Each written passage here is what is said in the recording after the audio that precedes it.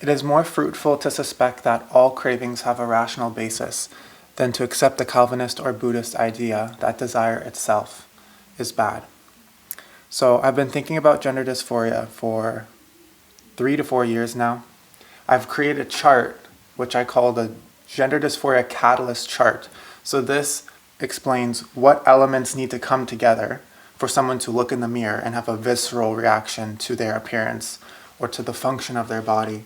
I believe that people that experience gender dysphoria deserve to have this explained and not have it be chalked up to reductionist or exaggerated or any kind of misinterpretation of it. I believe that it deserves to be properly explained, and it's very complicated, so this is why it's not happening as quickly as we thought. But so basically what I'm going to do is I'm going to explain the chart, and then I'm going to have a list of experiences that I believe many people with gender dysphoria go through, and I'm going to parse them through the chart and kind of explain why the chart works today in 2026. So before I get into this, I just want to preface that I'm coming from a male experience. I am speaking of this mostly from male that has gender dysphoria, not female to male mindset, because I do not have lots of experience or understanding of that story. And I'm not trying to tell people what to do. I'm just trying to explain the moment of crystallization of when people have gender dysphoria. And I think this chart and this idea encapsulates up to 90% of experiences, but I understand that there are going to be people that have very fringe, very personalized, individualistic experiences that may not perfectly be parsed through this chart. And I just want to say that up front. I'm not trying to say I know everything perfectly. I don't. This is a great foundation for people to go research off of. All right, so I'm going to draw the chart for you guys here. So there are 4 elements. The first element is distrust of, and this is going to be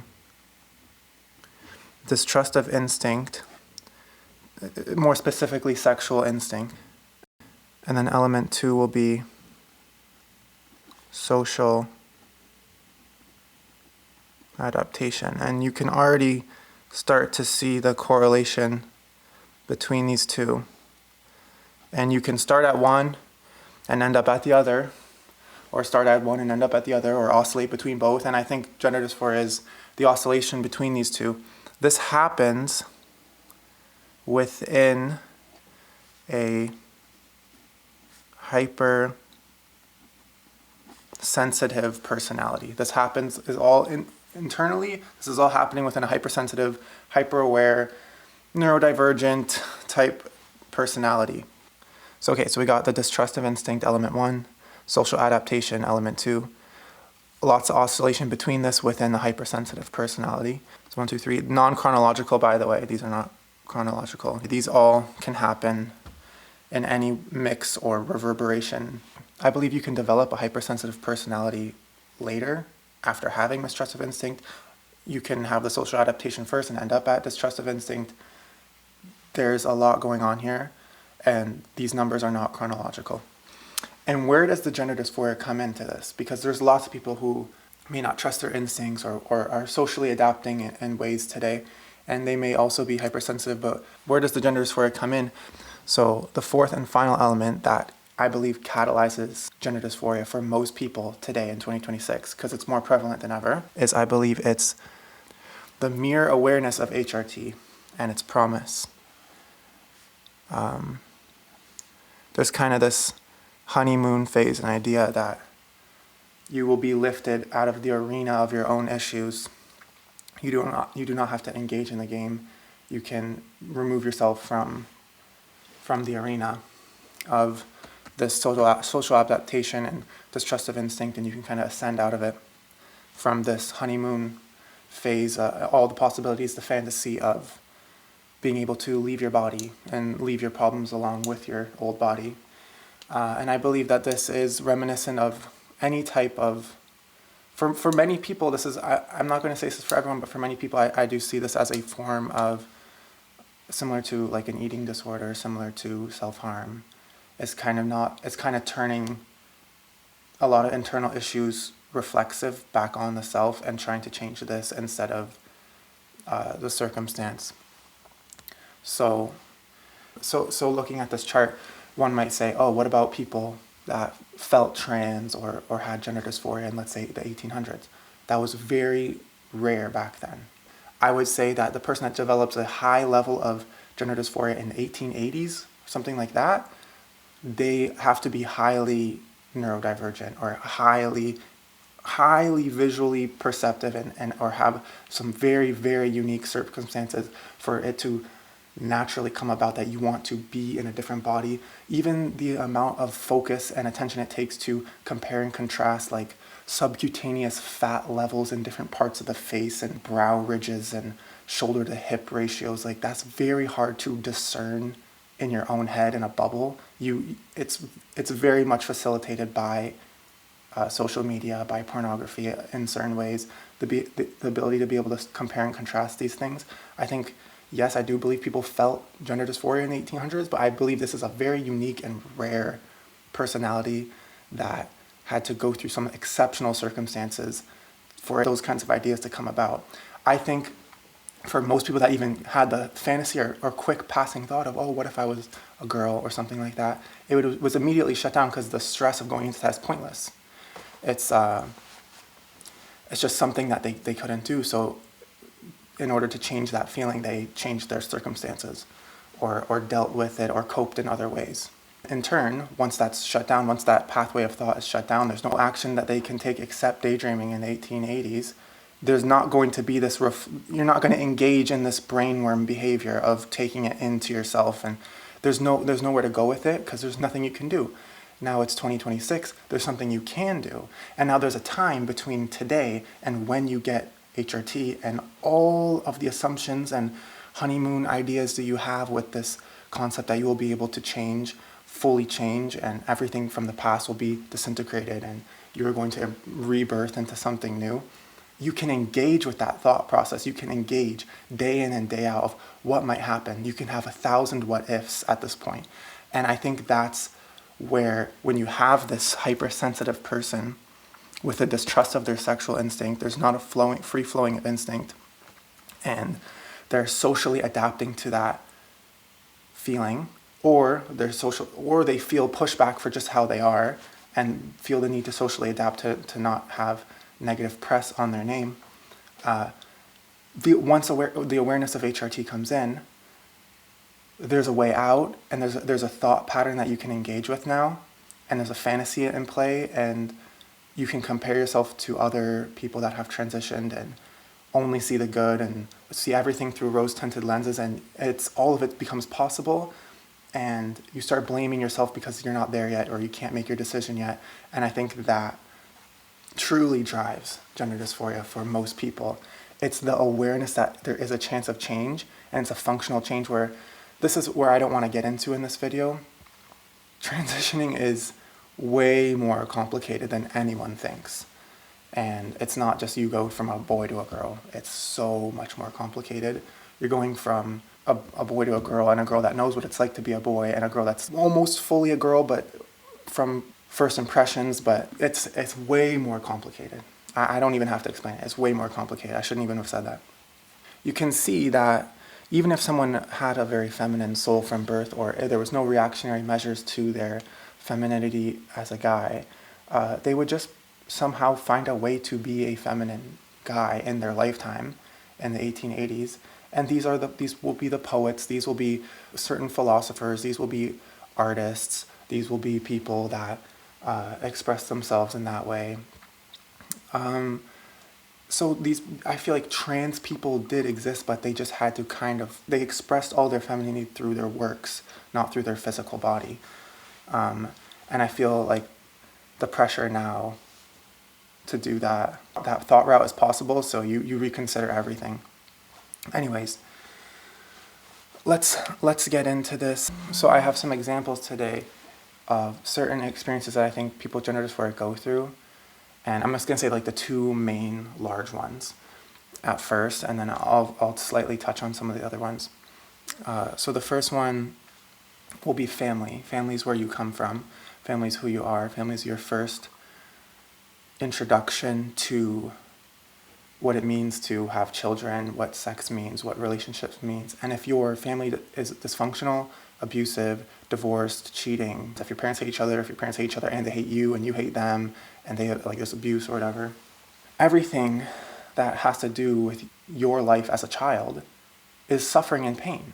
So why would you want anything to do with children or anything that has to do with making children going forward if all the pain in your life comes from being a child? So do you understand what I'm saying? So a hypersensitive individual is going to think like this. And they're going to be aware, like, oh my gosh, I have the body parts to make a child. I have a body that wants to make a child, or the capability of that. And it's too much pressure. And there's also, I think, a very large one for many people is the rejection of the masculine through high levels of disgust. So like if your father did something messed up, if male figures in your life did something really messed up, friends, or you got bullied by men, there's going to be a rejection of the masculine. And how unbelievably hard it is to cope with something's hurting you and you're made of the same material as them. It's like, holy crap. There's going to be this internal conflict, and they're not going to want to engage in masculine behavior, or they don't have the option to follow in line with masculine behavior, because masculine behavior is abstract. It doesn't actually exist outside of its environment. If they can't engage in that behavior or don't have any role models to engage in that behavior, or they're averted through it through negative experiences with men, or if they attribute their own sins as boys or men, and they're disgusted by their own sins as a guy, and they blame it on being a guy itself, there's going to be a lot of distrust of sexual instinct. They're not going to trust their instinct to want to just have sex, and because look where it ended up. Look what these men do. Look what they do. They're disgusting, right? So this is going to cause them to stay away from masculine traits and maybe take on more feminine traits, and they're going to want to socially adapt to being more feminine.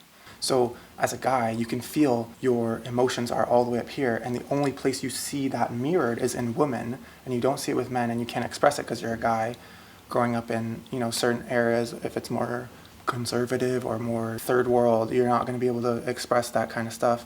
You're going to see that in women. You're going to want to be surrounded by women because they can do what you can't do. And by this time, let's say they're in high school, they're going to realize that being feminine also is not going to be good for them either. They're going to get bullied for that too. So being a feminine man is gross. Uttering the words feminine man is disgusting for even the person that has to say it. This is a quote from my friend Crooner. It's hard to deal with that. And from here, these people are now distrusting their instinct. They're pivoting to rebalance, and this is also causing an imbalance. So now we're oscillating back and forth between social adaptation and this distrust of instinct. And this takes a long time to figure out. This is teen angst. This is fitting in. This is identity. This is a lot of large things. And I think an identity foreclosure happens when the awareness of HRT drops in from the sky, and it's like, oh my gosh, I can just leave the arena. I can just leave. I don't have to engage in any of this anymore. I can leave. I can basically leave, and I can be a physical contraceptive and not have to worry about sex or have to worry about children in that way. Everyone speaks about, fatherless, whatever, but I do think being rejected by the mother is also massive too. There's a thing like if your mom stopped or wasn't able to mother you properly, or you didn't have the proper motherly care that you needed, because you obviously cannot be loved enough by your mother. We all need this. So here's a perspective from the masculine is men traverse massive spectrums in their lives. They start feminine, like children are more feminine. They attract attention and they receive their survival from their attraction of being children. They're cute. People want to take care of them.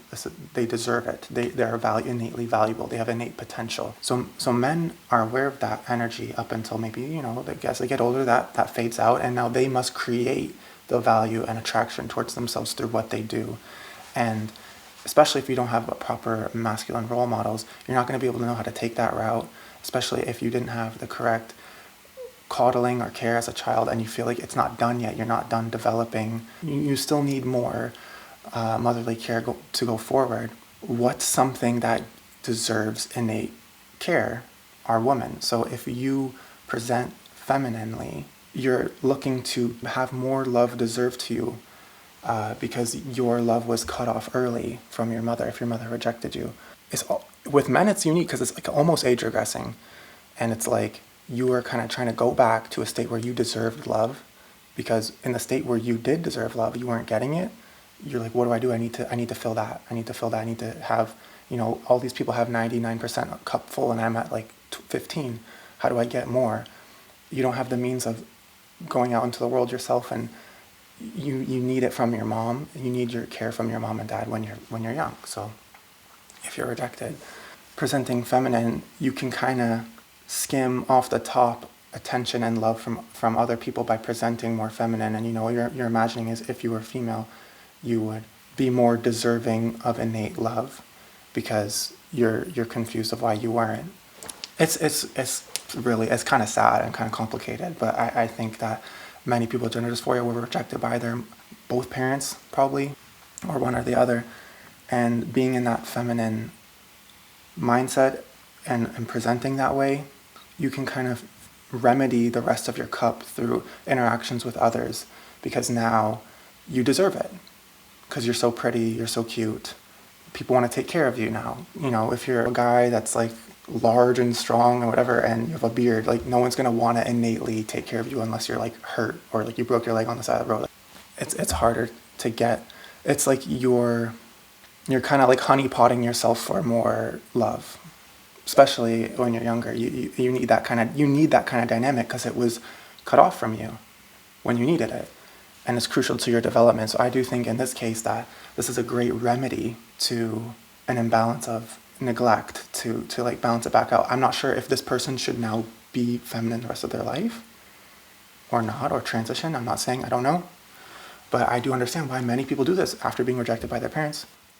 Another example would be if someone felt gay from a very young age and they don't question their feelings. This is a different example. This is where you'd be starting at 2. Instead of distrustive instinct, you're kind of starting at 2 for the social adaptation, because you're aware, oh my gosh, there's homophobia, there's people that want to kill gay people, depending on what country you're born in. And they realize, wait, I need to socially adapt and kind of not appear gay right now. And then they're going to start changing, and in turn that's going to make them maybe distrust what they're feeling. Is what I'm feeling true? Is it even real? And now that's going to cause... So now that's like an entryway to 2 to 1, and now you're going back and forth in a hypersensitive personality. And then the awareness of HRT coming in, shining in from above. It's like, oh my gosh, that's my way out.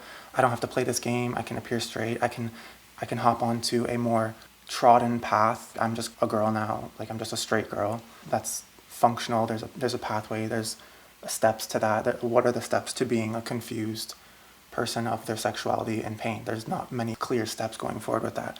So that's a way to get out of the arena quickly. And I'm not sure if that's right or wrong. It depends on the person. I'll go into that in a different video. The next experience on the list is uncomfortable sexual experiences. So this is a little bit of a trigger, but like obviously you have all the way on this end, crazy, getting attacked, and then all the way on this end, like self-imposed guilt from porn addiction or whatever. It could be anything that just made you uncomfortable in a sexual department anywhere. It could be your nudes got leaked, like a gray zone situation. If it made you uncomfortable and it was in the sexual department where you feel like your privacy was violated, the pain is all there and it's all valid. So this is another example of trauma exists, sex drive persists, and reminders must twist. So I think people in this situation can easily redirect the hatred and blame it on their body and internalize that pain and put it into themselves, and they have to get rid of this to get rid of the pain, so they have to change their body. Yeah, I think that's pretty self-explanatory. I don't know how much in detail I need to go, but like this can confuse people, especially on the higher end. If something extreme happened, it's like their autonomy is gone. They have to reinvent sex. Their libido is not going to go away. It's not just going to disappear. So they have to find ways to manage their libido to get out of the way of that thing that happened or whatever happened. They have to get around it So what are they going to do to get around it? They're going to build scaffolding, or they're going to build some bridge, or they're going to go under it, or they're going to go around it, or they're going to go above it. So opting out of the arena of fighting with yourself. Or the libido may amplify in an attempt to reinstate control or to self-medicate. I believe it's a valid, I'm just going to say this again, like I do believe this is a valid strategy to mitigating pain, short-term to maybe long-term, depending on the situation. Like I said, I'm not going to get into that. But it's what people do, and it works, especially in the moment. It does work. I do think people are entitled and deserve to alter their appearance or alter their behavior through clothes or whatever. Small things at first to curb all these reminders of something terrible. They deserve that. Why can't people do that? And I think that's a valid way of restabilizing your life to continue for 6 more months and be functioning. Trauma exists, sex drive persists, and reminders must twist. So what is this person going to do if this guy has lots of pain in the sexual department? He's going to want to reinvent it in a way that makes it more digestible, or kind of, obviously stepping out of the arena type idea. Now, if he's doing this like a girl, or doing this in a mindset of more feminine, or his projection of whatever the feminine is, the pain's not there anymore, and he can enjoy his libido and sex drive in an unbridled state, because the pain's not attached to someone that's not the boy that was hurt, right? So it's kind of a way to step out of that. Throwing in one more theory for fun. I do think that the soul could play a part in this, but this is very difficult to say for sure. If we pretend that past lives are real for a second, if you had many past lives as a woman, maybe being born as a man is difficult now. That could be a part. Another theory I had is there's this guy, Christian Sundberg, and he speaks about how before we are born, we're in the cosmos, or we're in the spirit world, and everything's fluid, and thought is instantaneous, and you can carry and share feelings immediately. And when you're born in this world, even though your memory's erased, everything's too rigid now. The freedom of expression and the lack of commitment to anything, because you're kind of in a fluid world up there, and now you're down here, and it's like you're an individual and you're stuck in one spot. It may feel too constricting. And there's this one person, Kat the Vat, said, she's trans, male to female, and she said, if I was born a cis girl, I would be a trans man, because I feel the need to traverse boundaries. And I think that's really interesting, and I think that can also be an affinity to HRT, an affinity to body swap, and those kinds of ideas. So I don't think that's always going to be just from pain, but I do think the majority of people are just overly stressed out, and it is more reactionary from pain. And it's hard, because try to stop reacting to things, it's not really possible. And then they put immense pressure on themselves to figure all this out, and it's you can't. Most people don't have the time or energy or ability to think about this and figure it out. I kind of went crazy thinking about this. This is really stressful, very complicated. I went through this myself. I went through some of this myself. So it's not easy. And I think that just having awareness of that there are many reasons why, and it does make sense, and you're not insane, is a good way to just calm down and just chill for a second. Because yeah, it could be that your soul is just uncomfortable with the context of this body and this world, regardless of who you were born as. It could be lots of different things. So now to recap and summarize. Okay, but I think you get the picture here. There's either a mistrust of instinct, or there's a second guessing of sexual identity if you're gay, or there's a mix of both. And then you're trying to find the boundaries of the world where they push back, and the limitations of your emotions and what you can tolerate internally, and you're trying to find the boundary. And then HRT comes in before this is done settling, and you just want to jump out of the arena. I think this is where you start reflexively putting these issues onto the body and saying, if only I could change the body, I can get out. I think that is the largest cause of gender dysphoria today, encompassing most people. I'd like to see if people had genuine gender dysphoria before they knew about HRT. I'm genuinely curious of what percent of trans people or people with gender dysphoria had that comparing and contrasting between the masculine skeleton and the female skeleton before they were aware of HRT. I would say that is very low. I'm not saying it's impossible, but I'm saying it's very low. And I'm saying that the majority of trans people today fall into this, become aware of HRT later, and this now affects. This is why, because I see that there are many people that don't get gender dysphoria well until their puberty. They're literally going through puberty and they don't have gender dysphoria. So it can't just be that they're afraid of going through puberty. That's why I do think it is more of this distrust of instinct and reactionary. It's super complicated, and I think that there's certain cases where that's right and many cases where it's wrong to transition. I think I'll go into more options in the future in different videos. This is probably really long now, but thanks for watching on this theory. Outro statement. Where once we agreed upon the human body and its biology being the most surefire medium of experience our consciousness has access to. With all of its biases, it is still the most surefire medium of experience we have access to. Once you depart from that idea and begin to adopt the idea that the biology is modular and manipulable, this is where things get weird. When you go through life and its ups and downs and experience traumatic things, and you begin to adopt the idea that your biology is modular, your subconscious, with this idea at play, is able to recontextualize all of your traumatic experiences. We are able to consider the biology as a variable in the equation of why these traumatic experiences happened. And you're able to blame your body for the reason why certain things happen to you. So when you tell your subconscious, we are in control of our medium of experience to a cellular degree, and it asks you in return, why didn't you change me before this incident? So we could have avoided that. Even though the idea came later, the subconscious doesn't care because your subconscious is looking to organize and make sense of what happened. And it's asking you, what do we have to do so this never happens again? Once you accept this idea, these are some of the possible questions and inner conflicts you could harbor going forward. I'm trying to hone in on a specific demographic of people that transition purely out of hate and say things like testosterone is a poison in my body. They're undertaking their biology as their responsibility. And we are still studying the body. We are still studying hormones and their interactions on all the different organs.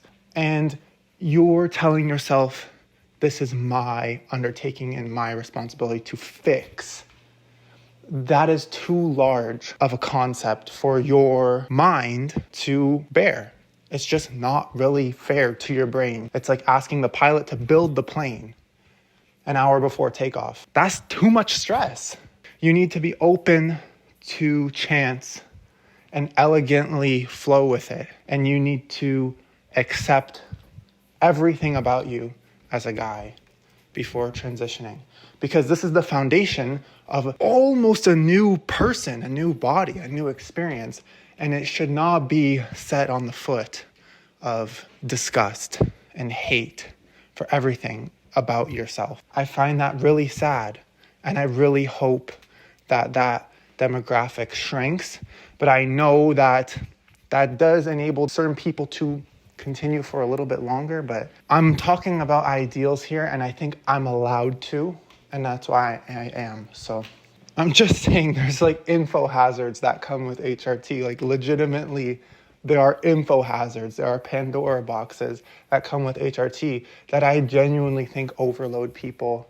I'm just saying, I want to strive for the ideal. I want to strive for the least amount of tension. I want to strive for acceptance. And I don't think it is wrong to speak about this. So I think it's the right thing to do. And I felt called to speak about it. So I hope that somebody learned something. And thanks for listening, even though this is so long.